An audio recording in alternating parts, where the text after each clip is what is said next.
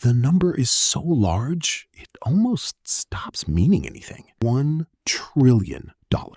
Not over decades, not theoretical, not adjusted for inflation. Real spending, real borrowing, real consequences. Now, here's the uncomfortable part.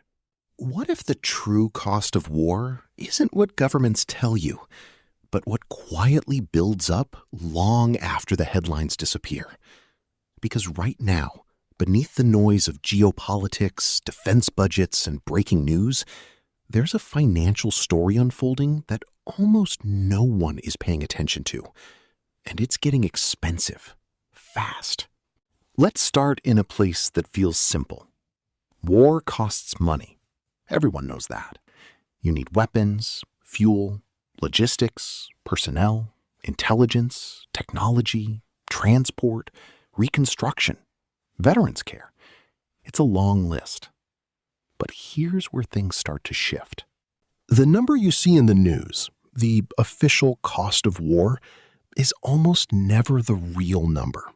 It's the upfront bill, the visible part, the part politicians can vote on, the part that fits neatly into a budget proposal. But war doesn't behave like a normal expense.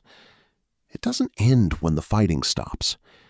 It lingers in systems, in debt, in obligations that stretch decades into the future. And that's where the real cost begins. Let's rewind for a moment. After 9/11, the United States launched wars in Afghanistan and Iraq. At the time, early estimates were optimistic.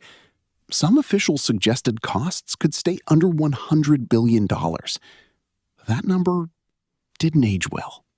Over the next 2 decades, the price tag kept growing. $500 billion, then $1 trillion, then $2 trillion. And depending on how you calculate long-term obligations, veterans' health care, disability payments, interest on borrowed money, the total climbs much higher. Some estimates push it past $6 trillion. That's not a rounding error. That's an entirely different scale. So what happened? Did the wars suddenly become more expensive? Or were we just not counting everything?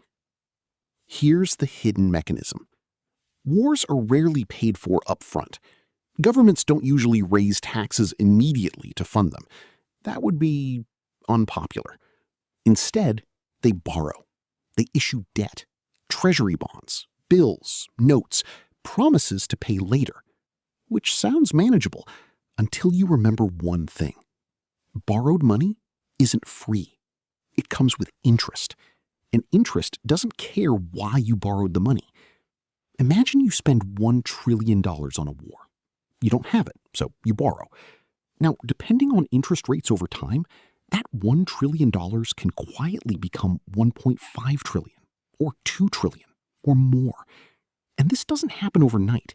It happens slowly, silently, year after year, while attention moves elsewhere, while new crises take center stage, while budgets roll forward. The war fades from memory, but the debt stays. Now, bring this into the present. The U.S. is increasing defense spending again. New geopolitical tensions, new military commitments, new support packages. On paper, it's framed as necessary, strategic, even stabilizing. But underneath that, the same financial structure is being used. Spending now, borrowing heavily, pushing costs into the future. And here's where things start to feel different this time, because the financial environment has changed. For years, the U.S. benefited from extremely low interest rates. Borrowing was cheap, almost suspiciously cheap. You could take on massive debt, and the interest payments wouldn't explode.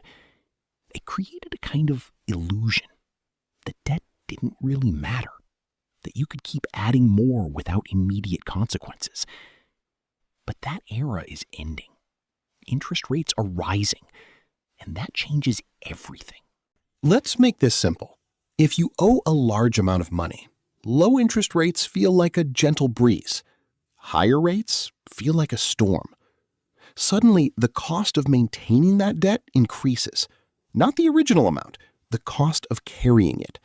And the U.S. already has a lot of debt, over $30 trillion. Now imagine adding war-related spending into that environment. It's not just about the initial trillion. It's about what that trillion becomes when financed in a higher rate world. That's where the idea of a $1 trillion crisis starts to take shape. Not as a single event, but as a slow financial pressure building across multiple fronts. There's another layer here that makes things even more complicated. War spending doesn't just add to debt, it also reshapes the economy in ways that aren't always obvious. Think about where the money goes. Defense contractors, weapons manufacturers, technology firms, logistics networks. These sectors grow, they expand, they hire, they innovate. And in the short term, this can look like economic strength. Jobs are created, production increases, GDP gets a boost. But there's a trade-off. Resources are being redirected. Capital, labor, engineering talent. Instead of building infrastructure, it builds weapons. Instead of funding long-term productivity, it funds short-term strategic objectives. And that shift has consequences. It's a bit like running a business that spends heavily on security, but underinvests in growth. You might be protected, but you're not necessarily moving forward. Over time, that imbalance shows up in slower productivity, in missed opportunities, in an economy that looks busy but isn't becoming more efficient. Now, layer debt on top of that, and rising interest costs, and long-term obligations to veterans, and maintenance of military infrastructure, and ongoing geopolitical commitments, you start to see a pattern. The cost of war isn't a spike, it's a curve, one that bends upward over time. There's also something quietly ironic happening. The stronger a country appears militarily, the more it may feel compelled to maintain that strength. To protect influence, to deter threats, to respond quickly, which means sustained spending, not temporary, permanent. And permanent spending requires permanent financing, which brings us back to debt. So where does the $1 trillion idea actually come from? It's less about a single bill and more about a threshold, a psychological and financial tipping point. When annual costs, interest, defense, obligations start approaching or exceeding $1 trillion in combined impact. Not one category, all of them interacting. Let's zoom out for a second. The U.S. government already spends hundreds of billions annually on defense. Interest payments on national debt are also rising rapidly. At some point, these lines begin to converge. And when they do, the budget starts to feel tight in places people don't expect.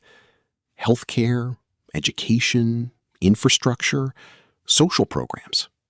Not because they're suddenly less important, but because something else is quietly taking a bigger share. This is where the conversation becomes uncomfortable. Because it's not just about economics. It's about choices, trade-offs, priorities that aren't always explicitly stated. There's a common narrative that military spending equals security, and security equals stability, and stability supports economic growth. That's the theory. But reality is messier. Because excessive spending in one area can create instability elsewhere, especially when it's financed through debt. And here's the part that often gets overlooked. Markets are watching. Investors, foreign governments, central banks, they all hold U.S. debt. They all pay attention to fiscal trends.